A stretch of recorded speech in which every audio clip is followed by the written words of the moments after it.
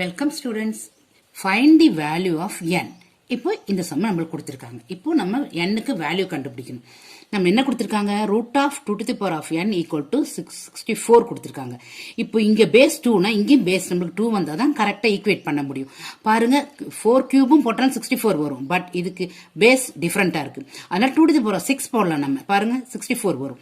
So root of 2 to the power of n equal to 2 to the power of 6. இப்போ பாருங்க ரெண்டு square root இருக்கு. அப்போ இங்க பண்றது கஷ்டமா இருக்கும். ஸோ நம்ம ஸ்கொயர் பண்ணும். Squaring on both sides. ரெண்டு சைடு ஸ்கொயர் பண்ணணும். ஏன்னா நம்மளுக்கு ஈக்குவல் இருக்கு. ஓகேவா? போத் சைட்ஸ் ஈக்குவல் டு இருக்கு. அப்போ இங்க என்ன பண்றோமோ அதே தான் இங்கேயும் பண்ணணும். அப்பதான் அது ஈக்குவலா இருக்கும். இல்ல பேலன்ஸ் ஆகும். ஓகே, இப்போ ஸ்கொயர் பண்ண என்ன வரும் நம்மளுக்கு? Root of 2 to the power of n square equal to 2 to the power of 6 the whole square. Okay, இப்போ இது என்ன வரும் உங்களுக்கு? 2 to the power of n வரும். ரூட்டும் ஸ்கொயரும் போயிடும். ஓகே ஓகே, இப்போ 2 to the power of என்ன வரும் நம்மளுக்கு? 6 into 2 என்ன வரும்? 12 வருமா? 2 to the power of n equal to 2 to the power of 12.